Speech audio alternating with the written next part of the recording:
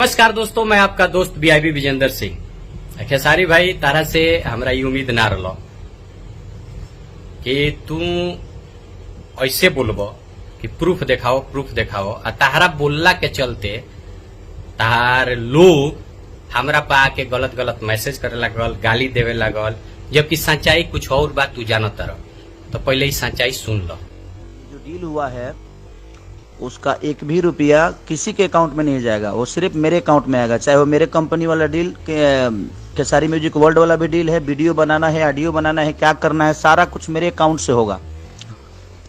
तो चाहे वो सोनू हो, विवेक हो, हमारी बीबी हो, चाहे दुनिया का कोई आदमी हो, कोई किसी को एक रुपया अगर मेरे बिना पूछे गया तो फिर ये डील कैंसिल करने में मुझे टाइम नहीं लगेगा, फिर हम लोग केस लड़ेंगे। तो ये दिमाग में रखिएगा, क्योंकि मैं बहुत लूट चुका हूं और अपने लोगों से ही परेशान रह चुका हूं। तो जो भी बातें होगी आप मेरे से करिएगा। हाँ, जो भी चीजें हो रही है, जहां से भी हो रही है, जैसे भी हो रही है, वो मेरे तक पहले पहुंचना चाहिए, उसके बाद ही किसी तक जाना चाहिए। अगर मेरे आदमी भी आपको टॉर्चर कर रहे हैं, चाहे मेरे आदमी भी आपसे कुछ कह रहे हैं, तो आप निधड़क उसका नाम भी लीजिए और उसके लिए बात करिए। नहीं तो होगा क्या कि फिर मैं बर्बाद होऊंगा, अपने लोगों से ही बर्बाद होता हूं मैं। तो मैं विश्वास उतना ही कर रहा हूं अपने बिजनेस में, मैं किसी पे विश्वास अब नहीं कर सकता। इसलिए मैं आपको सलाह दे रहा हूं कि आपका रिलेशन मेरा हमेशा खराब ना हो, इसका ध्यान हमेशा रखिएगा। और जो भी डील हो, जैसे भी डील हो, वो सिर्फ मेरे अकाउंट से ही होगा, अदरवाइज किसी के अकाउंट से नहीं होगा। क्योंकि मैं जो भी मेरे साथ काम करता है मैं सबको पैसा देता हूं, चाहे वो सोनू हो, चाहे विवेक हो, चाहे इंदर हो, चाहे बबलू हो, जो भी हो, कोई अदरवाइज कोई किसी का कॉल जाए, चाहे किसी तरीके की बात हो, तो सिर्फ मेरे अकाउंट से होगा, अदरवाइज किसी के अकाउंट से नहीं होगा। क्योंकि मैं अपने आप पे ही विश्वास करता हूं, इसके अलावा मैं किसी पे नहीं करता। काम सबको करना है, सब लोग करेंगे, सबका अपना हिस्सा जाता रहेगा कि हाँ किसको क्या लेना है। मैं सबसे बैठ कर भी बात करने वाला हूं, क्योंकि क्या करना है क्या नहीं करना है, कौन कितना पैसा लेगा, मुझे लगेगा कि हाँ इनको रखना चाहिए तो मैं रखूंगा, मुझे लगेगा कि नहीं भाई मुझे इतना मैं नहीं दे सकता, तो फिर वो अपना अपना काम करेगा, काम खत्म। बस इतना ही कहना है आपसे। तू ही न बोलता रहो, हम तो नहीं बोलत। दूसरा बात रोल के बता दी कि मैनेजर साहब के, इनका टीम मेंबर के जो पैसा आइल बा ओकर स्क्रीनशॉट हम भेज दिले बनी, ओकर स्लिप भेज दिले बनी। उ लोग सकारत कि हाँ पैसा आइल बा, लेकिन अब कहता लोग कि प्रोग्राम से आइल होई, केहू कहता कि बहुत सारा पैसा आवेला, हेंग आइल होई, हों आइल होई, हैसे आइल होई, वैसे आइल होई।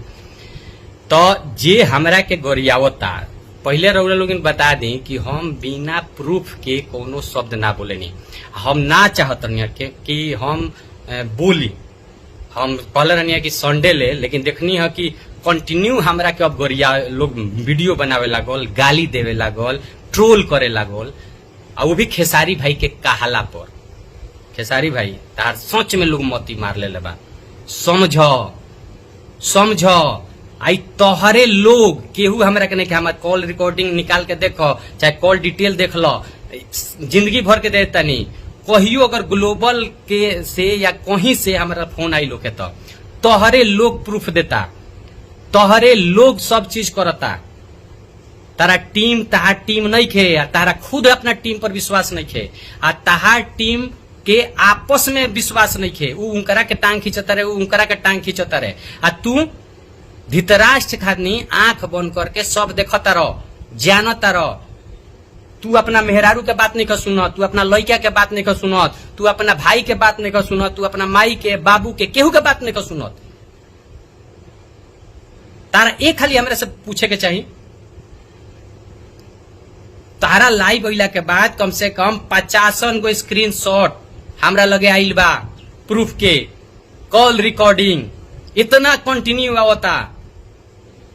के भेजता? कंपनी वाला भेजता।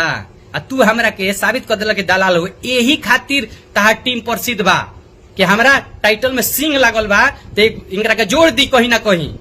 भल मनाओ ना कि पवन सिंह और खेसारी लाल में दोस्ती बा, ना तो तोहरे टीम हमरा के पवन सिंह के दलाल घोषित कर दी। खेसारी भाई तू खुद सोचो कि ताहरा के पहला बार ब्रेक देवे वाला महेश परदेसी कौन जात हुआ, यादव हुआ, कौन जात हुआ? तारा के एंगल म्यूजिक के रमेश जी गवावे वाला कौन जात हुआ? संजय सिन्हा ही कौन जात हुआ?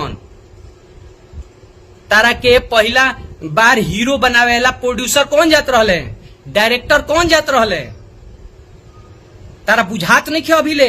इतना बड़ा स्टार बड़ो तू, दुनिया जीत के आइल बड़ो तू, रात रात भर बेसई कैले बड़ो, तारा तुकबंदी आवेला, तारा सब कुछ आवेला, हर चीज के तू धनी बड़ो। ऐसा मोती मार देले बड़ा सन, कथी के डेरा तरीस यार, ते कोना बात के डेरा तरीस, तोर कौन गलत चीज बावे कोकनी के हाथ में कि ओकरा नी के कहला पर तो नी के ते बात सब सुनत तरीस, आ सब कुछ जानते हुए ते बात नहीं किस करत। बताओ हमनी के खड़ा बनी सन, जान लगा दे देम सब तोरा खातिर, अगर केहू तोरा के ब्लैकमेल करता तो। आवे वाला दिन में हम केहू के सुशांत सिंह होके नहीं देव के चाहत। बहुत मेहनत करके तेज जिले पढ़ल बड़ीस खेसारी भाई, पूरा परिवार। आज खेसारी भाई तोरा कुछ होई तो तोरा भाई रोई है, तोर माई रोई है, तोर बाबू रोई है, तार मेहरारू रोई है, तार बच्चा रोई है, वो लोग पर तनी सुख तारा दया नहीं खियावत। चमन चुतिया जोन बोलत तारा सन ऊपर तू विश्वास कर लेता रहो, आ तारा मालूम बा तू ही बोलता रह कि हमार टीम वाला हमरा के बर्बाद कैले बड़ा सन। औकन ये कहला पर आगे कहत रहे विजेंद्र सिंह प्रूफ देश। समझ यार का तोरा हो गई, ते होई हमनी के समझावे वाला, ते होई सब लोग के समझावे वाला कि जिंदगी में केंग रहे के चाहिए, केंग बोले के चाहिए, का करे के चाहिए। अति रोज तुम गायक यार, इतना अच्छा तुम गायक है, इतना अच्छा एक्टर है, तुम इतना अच्छा आदमी है, सामाजिक आदमी है, तुम चमन चूतियों के चक्कर में पड़ गया। तुम लाइव आके बोलते हो कि प्रूफ दीजिए, मेरा टीम सारा अच्छा है, विजेंद्र सिंह खराब है, दे दिया ना प्रूफ। अब क्या बोलोगे, क्या इज्जत रहेगा ये बताओ। हम तो 2 दिन का समय मांगे थे, लेकिन तो टीम सब इतना ट्रोल करे लगल, वीडियो बनावे लगल सन कि विजेंद्र सिंह झूठा है, विजेंद्र सिंह है, विजेंद्र सिंह है। विजेंद्र सिंह कहियो गलत नहीं खोल, आना गलत हुई है, और खास करके तारा प्रति तू जानता रह। तो जब सब जानता रह तब सब काहे ड्रामा भइल हो, तू लाइव काहे होइल हो, तू प्रूफ काहे मंगल हो। इतना बड़ा स्टार, तुम्हारे अंडर में ये लोग काम करते हैं कि तुम इनके अंडर में काम कर रहे हो, और क्यों डर रहे हो खेसारी भाई। कोई बात है तो बताओ ना, हम हैं, तुम्हारा भाई है, तुम्हारे बाप हैं, तुम्हारा गांव है, तुम्हारा समाज है। केहू ब्लैकमेल करता तो बताओ, का दिक्कत बा तोरा। हमनी के बनी सन अपन जान लगा देम, सन अपन धन लगा देम, अपन घर लगा देम। गलत बात नहीं। और जहां तक प्रूफ के बात बा, सारा डिटेल तुम्हारे मैनेजर को हम भेज दिए हैं। और जब कहला पर, मैनेजर कहला पर, एक 2 आदमी पिन के कहे लगता। आपके टीम में तो कितना मैनेजर है, सबको तो बुरा नहीं लग रहा है। आपके टीम में इतने लोग हैं, सबको बुरा नहीं लग रहा है। समझो तारा के खा गई सन, जहिया से अइलसन तू मार्केट में गाना तहार भले बाजल होके, लेकिन तू मार्केट में गाड़ी सुन लो, केस आज लड़ता रहो, तू आज हर जगह से बर्बाद हो गई लो। तारा के चोर साबित करे पर लगल बड़ा सन। तू 30 लाख रुपया मात्र तारा मिलल बा, आ ये कनी के एगो कला सन के तारा के 30 लाख मिलल बा। तारा के कह कह के बर्बाद कर दिए सन। समझ मेरे भाई, हम तुम्हारा दुश्मन नहीं है, तुम्हारा भाई दुश्मन नहीं है, तुम्हारे माँ बाप, तुम्हारे बीबी, तुम्हारे बच्चे, तुम्हारे जो साथ में और भी लोग हैं, वो लोग दुश्मन नहीं है। पूरा लोग, पूरा दुनिया केहू के अगर कहता कि ना वो आदमी खराब बा, तो तू लाई बा कहता ना वो सही बा, तू खाली कहबा तो नहीं सही, और लोग सब चुतिया, और लोग सब खराब। समझो, दिमाग लगाओ, नहीं तो बर्बाद हो गए तुम।